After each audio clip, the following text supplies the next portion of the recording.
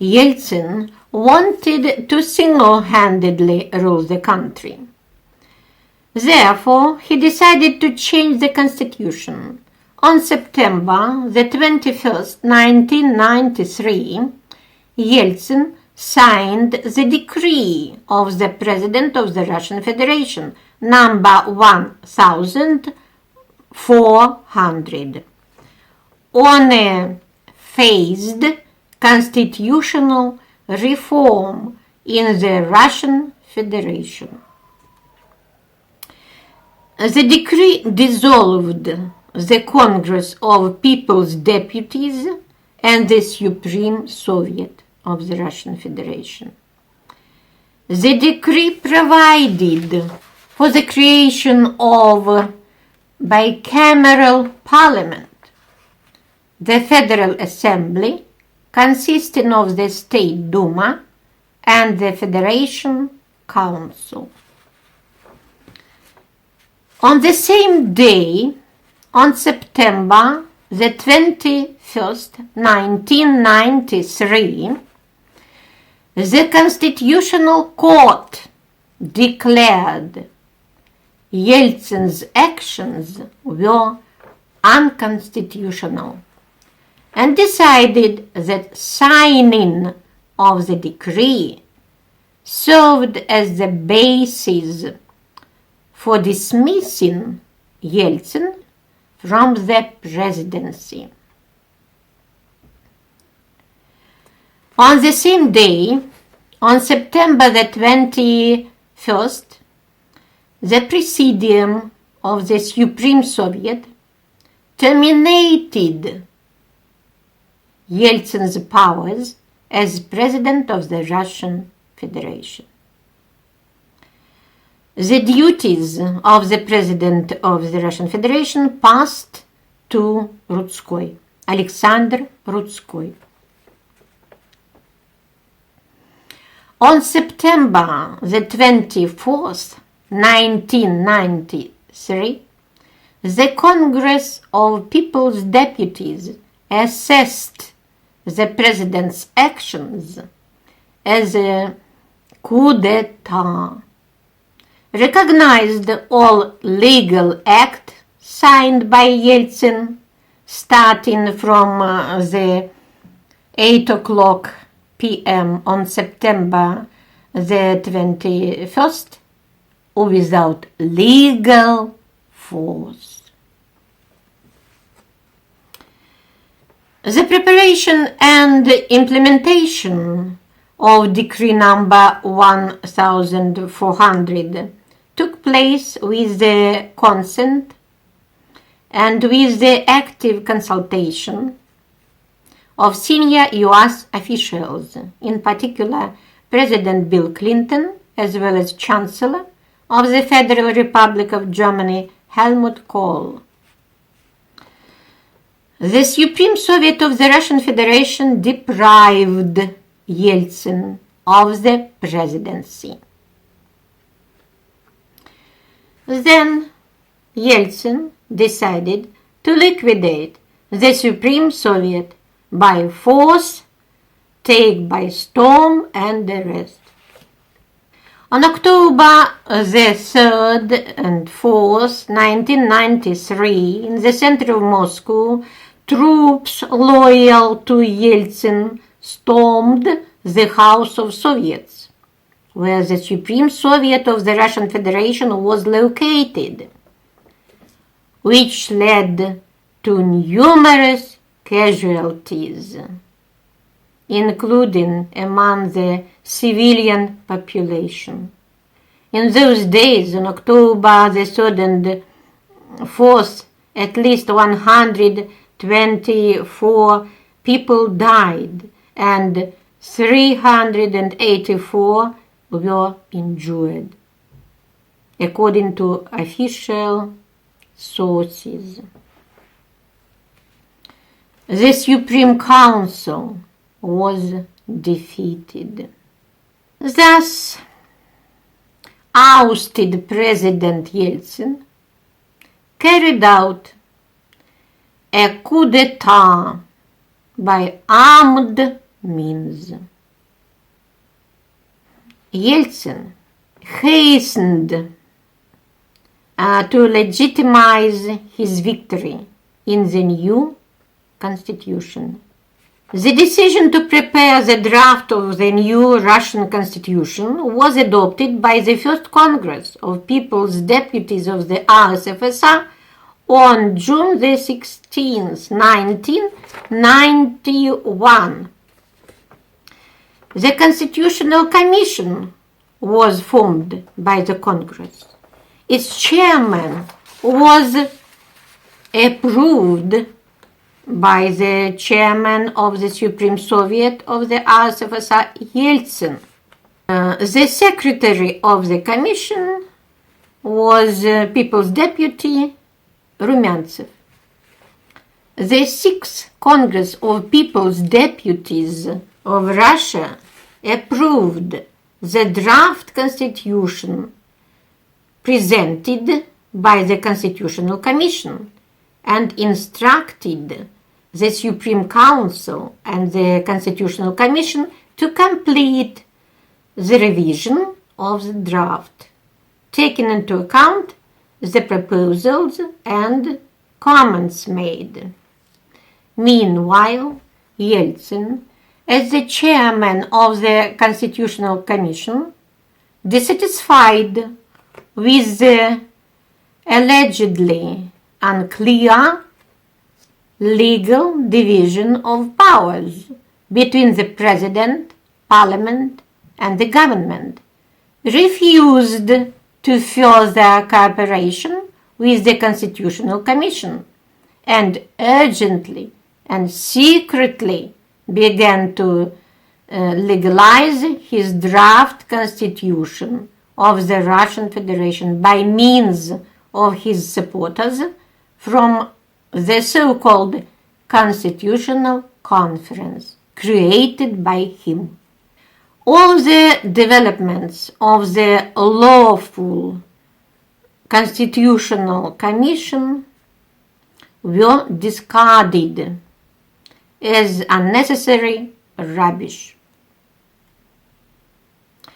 The guarantor of the Constitution entrusted the preparation of his project to the juridical clerks Alexeyev, Shahrai, Sobchak, and Baturin. Yeltsin needed a constitution with a strong president, endowed with unlimited powers. He needed a legal camouflage of the September-October 1993 tragedy. This task was successfully resolved by highly qualified lawyers. According to the legislation in force at that time, the adoption of the new constitution of the Russian Federation could only be carried out at an all-Russian referendum in full compliance with the federal law on the RSFSR referendum, which was in force and became invalid only in 1995. When holding a referendum, decisions are considered adopted if more than half of the citizens of the RSFSR included in the list for participation in the referendum voted for them. At the same time, a referendum could only be called by the Congress of People's Deputies or the Supreme Soviet of the Russian Federation. Violating the law on the referendum of the RSFSR, citizen Boris Yeltsin, since he was no longer president, on October the 15th, 1993, signed a new decree on the nationwide vote on the draft constitution of Russia and approved the regulations on the nationwide vote on the draft Russian Constitution Federation on December the 12th, 1993. According to the regulations, the new constitution was considered approved if the majority of voters who took part in voting voted for its adoption. The term nationwide vote, but not referendum, was used to bypass the requirements of the law on the USSR referendum in force at that time. The law on the referendum of the USSR established that decisions are considered adopted if more than half of the citizens included in the voter lists voted for them. Then, according to Yeltsin's regulations, the constitution is considered adopted if 50% of the voters who took part in voting voted for it. On December the 12th, 1993, a vote was held in the Russian Federation on the new Yeltsin constitution. The turnout of voters was about 55%. More than 58% of them voted for the new constitution, which was 31% of the number of registered voters in Russia. Only 31% of the numbers of registered voters in Russia, which is less than half of all voters. The constitution didn't receive support in 17 regions of the Russian Federation.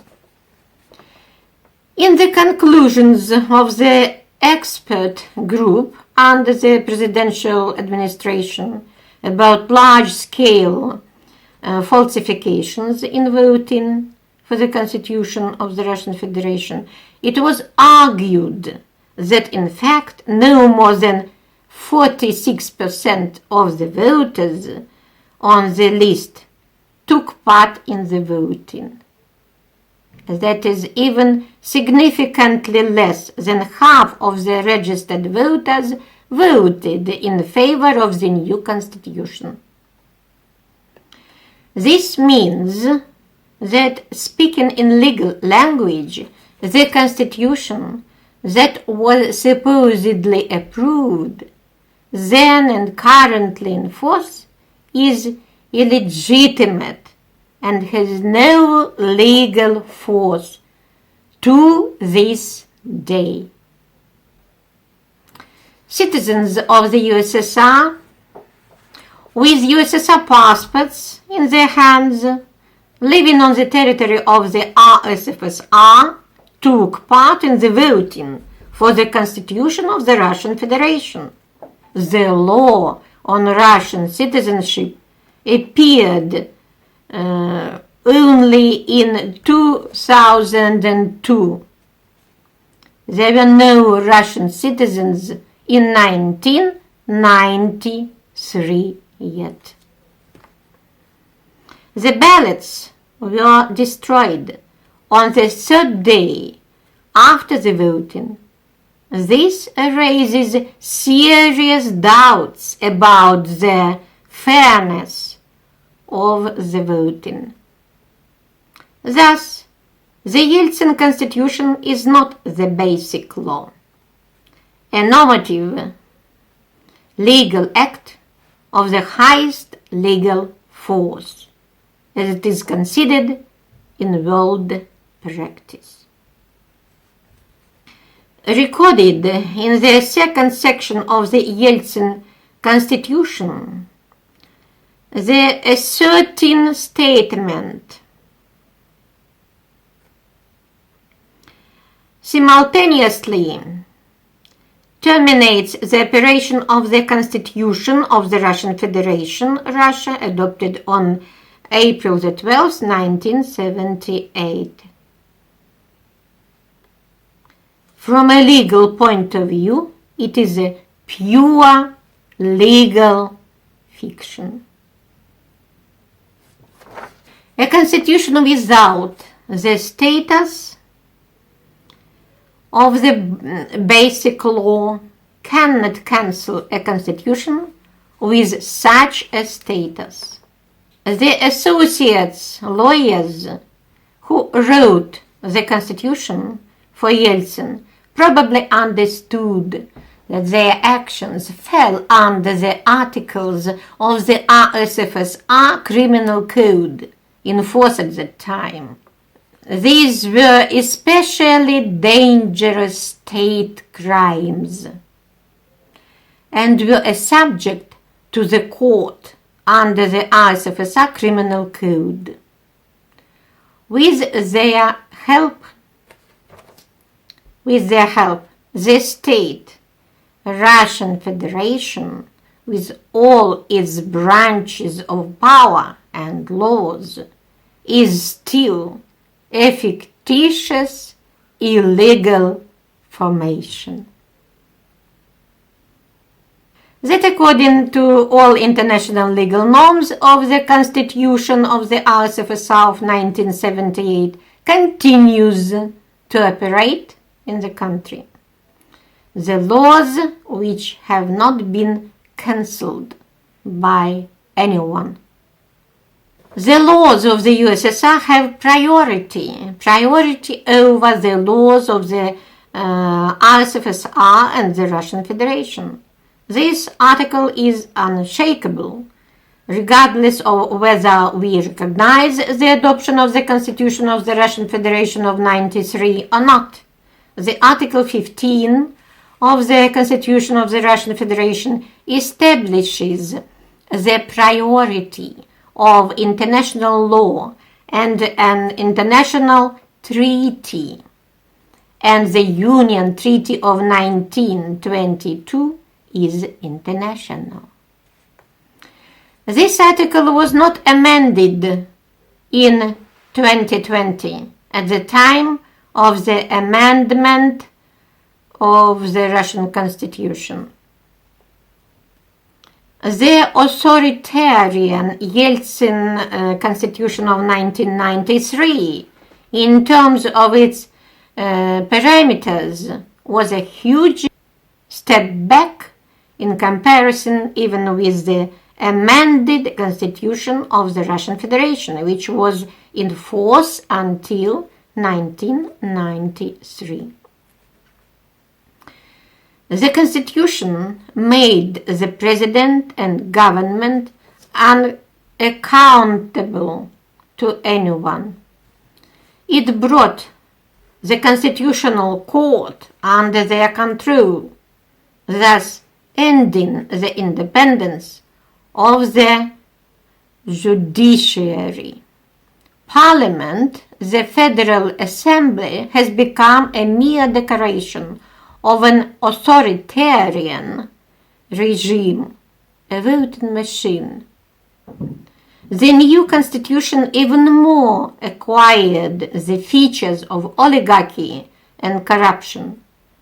The proclaimed legal and social state became a slogan, and the socio-economic rights of citizens in comparison with the Constitution of the USSR of 1978 turned into a fiction. For almost 30 years now, the country has been living in an illegitimate constitutional field.